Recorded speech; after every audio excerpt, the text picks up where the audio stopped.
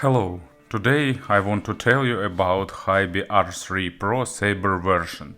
Of course, it's not new device, it was introduced, I don't remember, about 2 years ago or so, and took into account different revisions. R3 is probably one of the longest living players on the market. If I also remember right, first version was built with Saber chips, and they switched to Cirrus Logic and achieved a pretty good result, and then they have to switch back to Saber chips and once again achieved a pretty good result. And I didn't have a chance to test it before, and I was curious for almost 2 years, but now I've got a loaner unit from the Ukrainian shop Era in Ear to try it, and actually when I was testing it, I realized two things for myself. First, it's a pretty good player actually for this price, and second, there is not much choice in this price segment because many companies left this market segment. For example, FIO totally discontinued all their affordable players because, of course, people prefer some digital tonal converters, some portable ones, or Bluetooth receivers, but demand for the small, relatively affordable players are still high, so there is a market niche for it, and actually R3 Pro feels really good here. Of course, everyone would like to see something brand new, brand updated, and actually I'd like to see design that is made with new design ideas, more edgy. But actually, even despite that, R3 Pro was created so good that this design still looks great, feels great, and actually in terms of software, HiBy pumped it to the maximum, so let's have a closer look and see what it can offer. Price is $210 or so. You can get it from the HiBy's own website or your local dealer in different colors, so on and so forth. So let's have a closer look. Package is simple, traditional. On the backside you can see that it supports MQA, UAT, LDAC, and HiBy Link and many other stuff, and that's pretty good actually to have in the affordable device. So let me push it outside of the outer sleeve. Traditionally, behind this outer sleeve lies traditional black cardboard box. Inside everything is organized also in a pretty traditional way. So on top you got a player, and underneath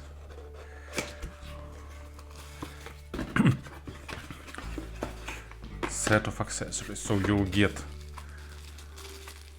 small plastic half shell. So let's open it carefully.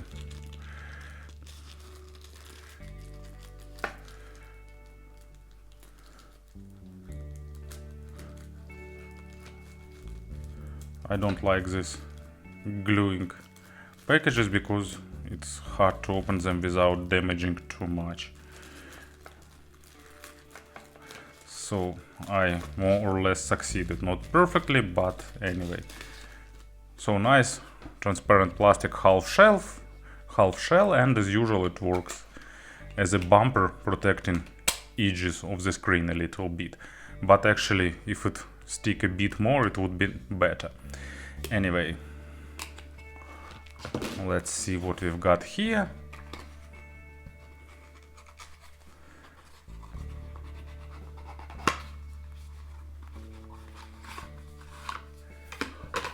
We've got manual and screen protector, but actually they already have a screen protector applied from factory, so this one is just a bit of extra. So thanks HiBy for caring about the customers.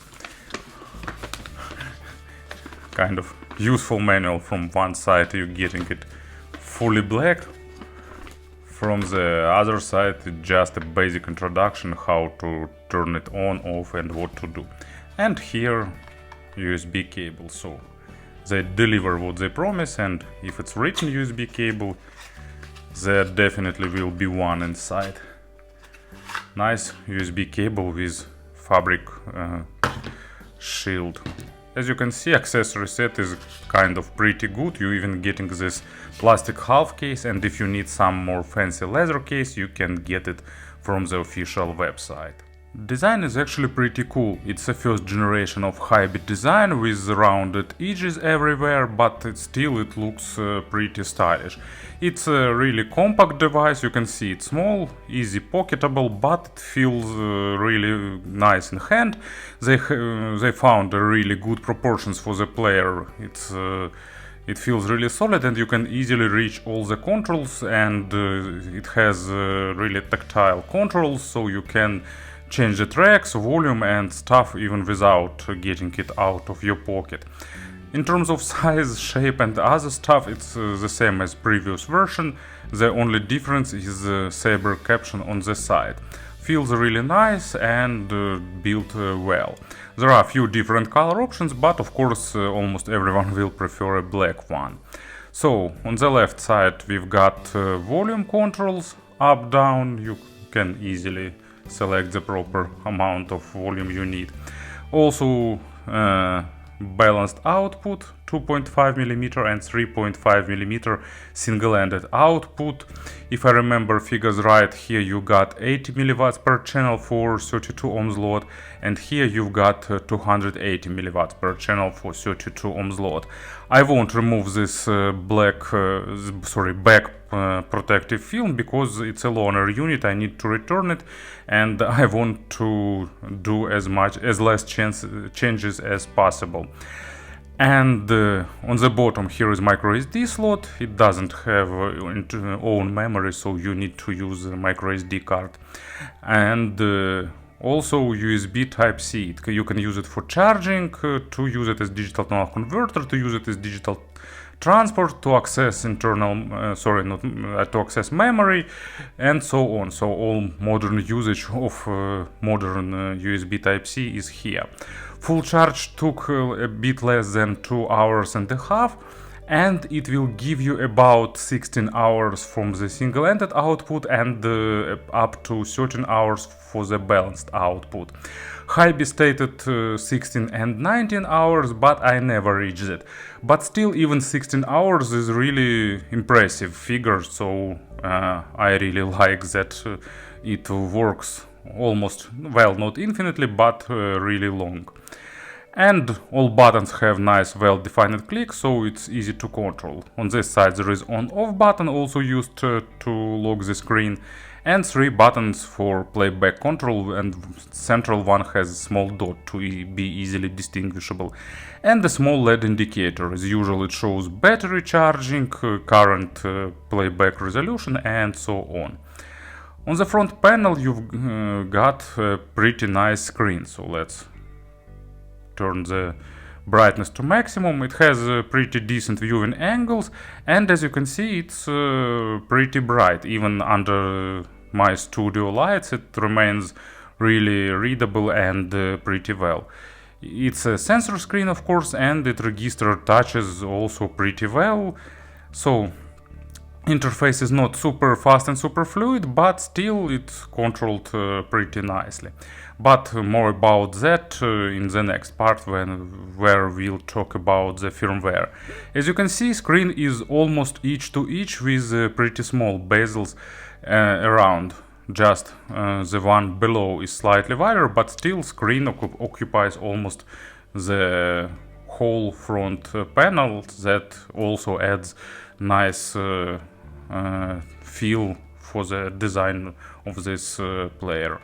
Actually, firmware is one of the strongest part of this tiny player, because during that many years of this model line on the market, HiBy managed to add here all thinkable features. Actually, almost all that is available on their more expensive players is present here, with one exception. Of course, they don't use Android here, meaning that streaming services are really limited, but more on that a bit later.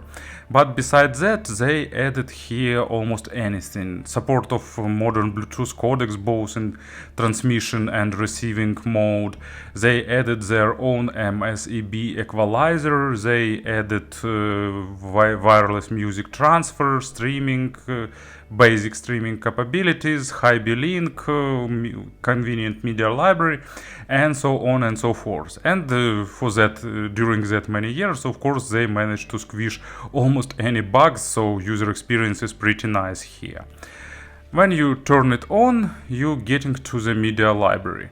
So first page is just your files. You can see them all tracks in one list. Also files, albums. As you can see, you can browse SD card or external USB storage. Albums, artists and genres. Here playlist, favorites, recent, custom playlist and recently added. So let's turn on Wi-Fi. Actually, if you swipe from bottom, you can see that there is a quick settings screen where you can change some basic stuff.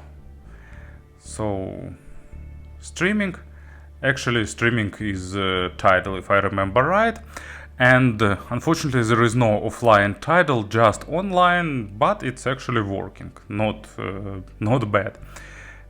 So let's go back, and actually search for local files also works pretty well.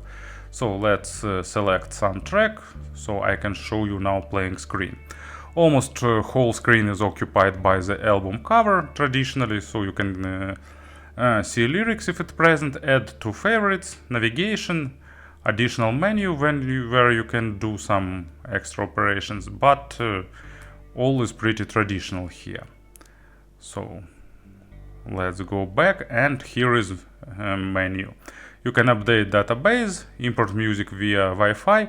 MSEB is a really great feature. I described it many times, but we'll repeat once again.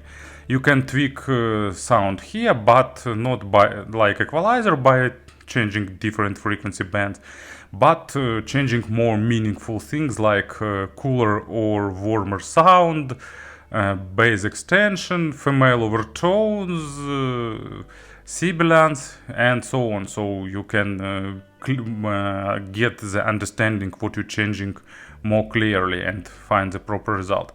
Equalizer, actually just regular linear equalizer. They added ebook reader, actually not making much sense, but still the screen is pretty clear, has good clarity, so probably it's possible to read ebooks. Also they added pedometer. Not sure who needs this device to count your steps. Actually, I understand the basic scenario when you, for example, jogging or running and don't want to take your cell phone but want steps to be count, but it makes really not much sense without synchronization with some of your device for tracking. But still, maybe it can be useful for someone. So let's go back. Actually, wireless settings: Bluetooth, Wi-Fi, DLNA, AirPlay and HiBy link. Here is everything is pretty traditional. You can turn it on and you can select codecs that you can prefer, search device, pair device and so on. In the Wi-Fi it's about the same, so traditional settings to connect to Wi-Fi present here. Playback settings, so play mode, output selection, DSD output mode, gain compensation for DSD, resume playback from last position, gapless playback, you can limit maximum volume if you need, fixed power on volume, meaning what volume will be when you turn it on, crossfade, kind of useless thing, 2-level gain, replay gain, this one is much more useful, balance, digital filter, play through folders, play through albums, repeat and speed play, so basic stuff that you can expect for the modern player. And system settings, language, music database update, maximum brightness, backlight time. You can select one of stock themes, actually two of them, darker one and classical green one, and you can download custom theme packages if you want some customization. Can adjust color to your liking if you need. Font size, actually I prefer to set it at least middle. What to do during USB connection, limitation of USB current, buttons operation, time settings, idle timer, sleep. So actually I will just scroll slowly and you can read these options. They are pretty self-explanatory. And firmware update can be done via the wireless connection, which is pretty good. So as you can see, in terms of firmware, it also does whatever you can expect. And of course about the sound, and once again, I don't know what to say here, because it's just good. It's not great, but it's really good. Clean, crisp, detailed, with good amount of control.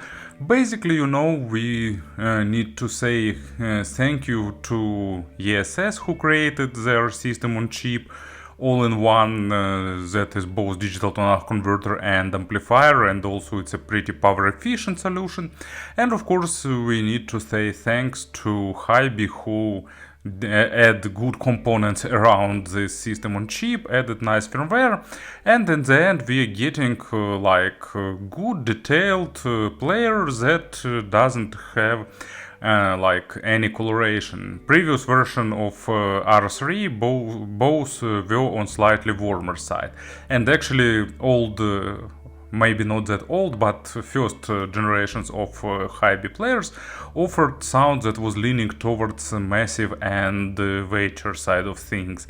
Then HiBy shifted towards natural and micro contrast focused representation, but at the end they settled somewhere in between, sound that is detailed but at the same time not too monitoring or something like that. And actually, for $200 it's a really good sound, so with nice amount of control, realism and so on. Basically I can finish the review here, but let's talk a bit more. So bass goes deep, it has good control and punch.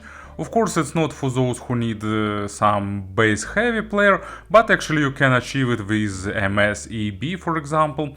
And at the same time it's not too dry or too fast, basically good amount of small nuances. It's lacking a bit of rich overtones compared to more expensive players, but also nothing to be complaining about for this price range. And just an example, it's Instant Crush by Daft Punk. I still have some belief that they will reunite and will give us something else. But maybe I just hope in vain.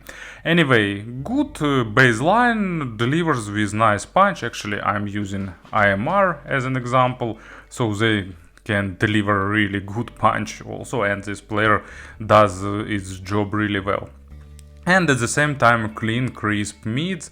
Bass is controlled well and stays in place, and it allows mids to show their full potential. Detailed but not super analytical, emotional but not over boosted, with good dynamics but also not highlighted. So basically, zero coloration, and at the same time it's not going too far into micro contrast. So it's not super peaky for the quality of record, but at the same time with good high quality tracks it will give you good sense of realism. Imagery stage is above average, not super huge, but definitely well built with good positioning and sense of instrument size and so on.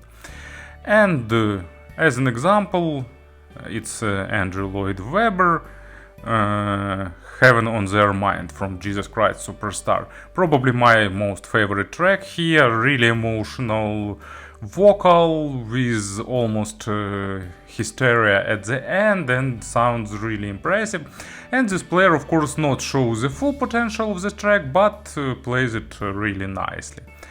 And treble is one of the strongest part of recent ESS chips, and this one is not an exception, because it even shows a really basic, but layering is present here, and good detalization, nice overtone saturation. Of course not on the level of some high-end device, but at least it gives a slight hint of what you can expect from the top-of-the-line players. And it's not trying to hide treble or to highlight it, so really good energy, really good amount of treble, and fairly balanced. And if you want to make sound softer or warmer, you can also do it via equalizer or MS-EB here. And Another example here, it's a great soundtrack for the first season of American Gods, Tehran 1979. I really like that vocal part at the beginning, and then that instrumental line that periodically slips to really high treble area, and this player delivers all that really nicely.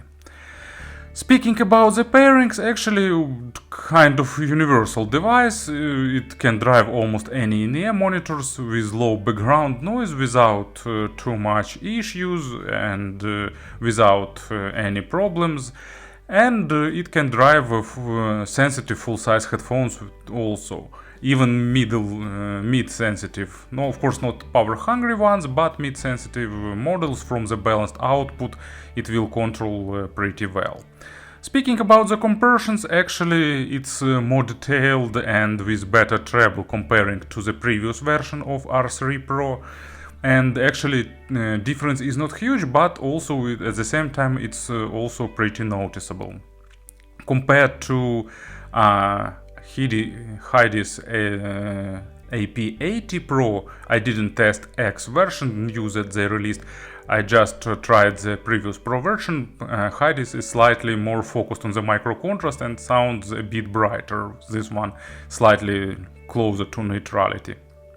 And Shanling M2X, hope I'm not mistaken here with the model name, it's more warmer and more boosting emotionals and dynamics. This one is also closer to neutrality. And to summarize everything, you know, it's a really good device for daily usage, for daily commute, for on-the-go usage. I really like it, and it's really universal. You can pair it with Bluetooth headphones, for example, and use it as a transport. You can use it as a receiver and many other things you can do with it. So really like this player, and actually I'm not sure what HiBy should change here to make it better. Of course they can do something like I have strong doubts that it's possible to put Android in the device that is so small. Actually FIO did that, but they released the device that was really limited in terms of usability, and without sacrificing usability I don't think it's really possible to make it with Android. In my opinion it's better to have longer battery lifetime, and that's what R3 Pro Saber delivers. Only thing that I'd like to see it in that more sharp design of newest device. But still, it's a really good offer in this price tier. So thank you for listening, thank you for your attention, and of course have a nice day.